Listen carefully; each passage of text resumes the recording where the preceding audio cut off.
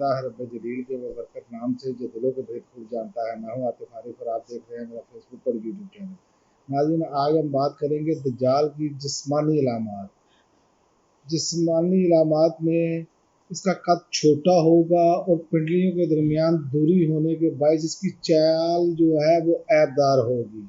इसके बाल नरम और सीधे ना होंगे, घुंघराले होंगे। इसके बाल घने होंगे।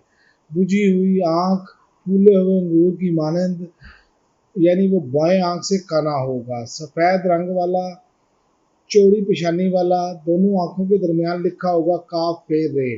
और इसे हर पढ़ा लिखा और अनपढ़ मोमन अच्छी तरह पढ़ लेगा। ये नबी करीम सल्लल्लाहु अलैहि वसल्लम ने बयान फरमाई उसकी निशानियाँ, उसकी जिसामत के वाले से। और दूसरा, इसके यहाँ कोई औलाद ना होगी।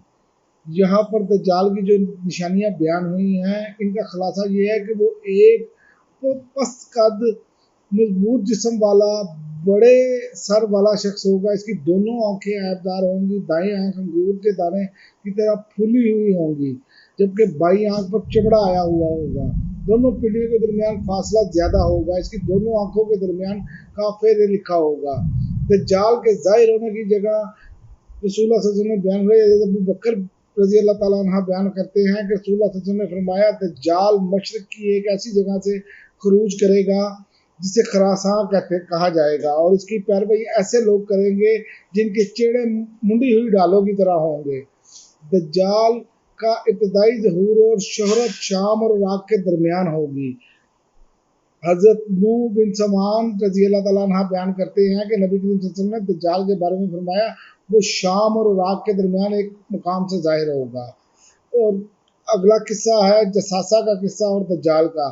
हज़रत आमर बिन शराहील शैबी कहते हैं कि उन्होंने फातिमा बिनत कैस रजी अल्लाह ताला अन्हा से कहा, मुझे कोई ऐसी हदीस सुनाइए जो आपने बराह रास्त रसूलुल्लाह सल्लल्लाहु अलैहि वसल्लम से सुनी हो। अल्लाह के रसूल के सिवा किसी और की तरफ मंसूब ना कीजिएगा। उन्होंने कहा, अगर तुम चाहते हो तो मैं ऐसा ही करूँगी। आमिर ने कहा कि तो ठीक है, सुनाइए। फातिमा रजी अल्लाह तआला अन्हा गोया हुई और एक रोज़ में रसूलुल्लाह सल्लल्लाहु अलैहि वसल्लम की मुनादी की आवाज़ सुनी और ऐलान कर रहा था। मुनादी वाला ऐलान कर रहा था, लोगों नमाज खड़ी होने वाली है। ये सुनकर मैं सोए मस्जिद में चल पड़ी और अल्लाह के रसूल सल्लल्लाहु अलैहि वसल्लम के पीछे नमाज अदा की। मैं औरतों की उस सफ में थी जो मर्दों के बिल्कुल पीछे थी। आप सल्लल्लाहु अलैहि वसल्लम नमाज से फारिग हुए और मेंबर पर जलवा अफरोज हुए तो आप सल्लल्लाहु अलैहि वसल्लम तबस्सुम फरमा रहे थे और आपने फरमाया, हर शख्स अपनी जगह पर बैठा रहे। फिर फरमाया, क्या तुम जानते हो कि आज मैं तुम्हें मस्जिद में मैंने क्यों जमा किया है?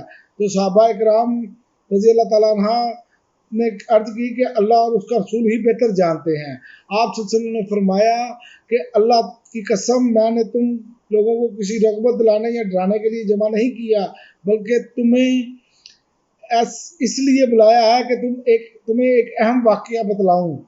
तमीदारी जो कि नसरानी थे मेरे यहाँ आए और मेरे हाथ पर बैत करके मुसलमान हो गए। उन्होंने मुझे एक वाक़या सुनाया जो मेरी उन अहादीस के मुवाफिक है जो तुम लोगों से मसीह दज्जाल के बारे में बयान करता हूँ। तमीदारी ने मुझे बताया कि वो किबला, बनु उल खम और बनु जजाम के 30 लोगों के हमरा बहरी जहाज में महवे सफ़र थे कि पानी की बिखरी हुई मौजों ने इनके जहाज को रास्ते से भटका दिया और वो 1 माह तक समुद्र में भटकने के बाद एक जजीरे के करीब जा निकले और गुरूब आफ्ताब के वक्त जहाज को जजीरे के करीब ले गए। फिर छोटी कश्ती में बैठकर जजीरे तक पहुंचे, फिर इसमें दाखिल हो गए और वहां इन्हें घने मोटे बालों वाला एक जानवर दिखाई दिया। बालों की कसरत के बायस पता तो चलता था कि इसकी अगली जानिब कौन सी है और पिछली जानिब कौन सी है। उन्होंने ताजुब से कहा, तेरा सत्यानाश तू क्या चीज़ है? उन्होंने कहा, मैं जसासा हूँ। उन्होंने कहा, जसासा क्या आती है? तो उसने कहा, तुम लोग उस शख्स के पास जाओ जो अलग थलग एक दूर जगह में रहता है, वो तुम्हारे बारे में जानने का बहुत ख्वाहिशमंद है। इस जसासा ने जब अपना नाम लिया तो हमें यह अंदेशा हुआ कि जसासा कहीं कोई शैतान ना हो। हम जल्दी से उस खानकाह की तरफ चल पड़े। जब उसमें दाखिल हुए तो एक अजीमुल जैसा इंसान देखा जो बहुत मजबूती से बंधा हुआ था। इसके दोनों हाथ इसकी गर्दन से बंधे हुए थे और घुटनों से टखनों तक वो लोहे की जंजीरों में जकड़ा हुआ था। हमने کہا تیرے لیے لاقت ہو تو کون ہے؟ تو اس نے کہا تم میرے بارے میں جاننے میں کامیاب ہو گئے ہو، پہلے تم بتاؤ کہ تم کون ہو؟ ہم نے کہا ہم عرب ہیں، ہم ایک بحری جہاز میں سوار تھے کہ سمندری طوفان بپری لہروں نے ہمیں دربدر کر دیا، بلاخر ہمیں اس جزیرے پر پہنچا دیا اور ہم ایک کشتی میں بیٹھ کر یہاں تک پہنچے ہیں۔ یہاں ہمیں وہ جانور ملا جس کے جسم سے بے حد بال ہیں اور اس کی اگلی اور پچھلی جانب میں تمیز کرنا مشکل ہے۔ ہم نے اسے پوچھا تیرے لیے تباہی و بربادی ہے تو کون ہے؟ اس نے کہا میں جساسا ہوں۔ اور ہم نے کہا جساسا کون؟ اس نے کہا تم لوگ اس بڑے محفل کی خانقاہ میں جاؤ، وہاں جو شخص ہے وہ تمہاری خبر کا بہت شائق ہے اور ہم تیزی سے تمہاری جانب آئے اور ہم اس جانور سے بھی خائف ہیں کہ کہیں وہ شیطان ہی نہ ہو۔ اس نے کہا مجھے بحسان کے کھجوروں کے باغات کے بارے میں کچھ بتلاؤ۔ ہم نے کہا تم اس کی شہر کی کس چیز کے بارے میں پوچھنا چاہتے ہو؟ اس نے کہا مجھے یہ بتاؤ کہ اس کے درخت پھل دے رہے ہیں؟ ہم نے کہا دیتے ہیں۔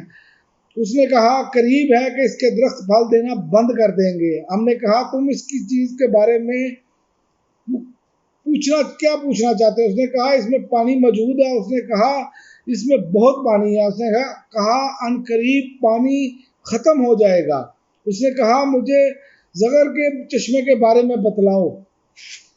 تو انہوں نے کہا تم نے اس کی کس چیز کے بارے میں پوچھنا چاہتے ہو؟ تو اس نے کہا اس چشمے میں پانی موجود ہے اور کیا اس کے باشندے اس سے کاشتکاری کر رہے ہیں؟ تو ہم نے کہا اس چشمے میں بہت پانی ہے اور اس کے باشندے اس سے کاشتکاری بھی کرتے ہیں۔ اس نے کہا مجھے یہ بتاؤ ان کے ان پڑھو امیین کے نبی کا کیا حال ہے؟ انہوں نے کہا کہ وہ مکہ سے ہجرت کر چکے ہیں اور مدینہ میں قیام پذیر ہے۔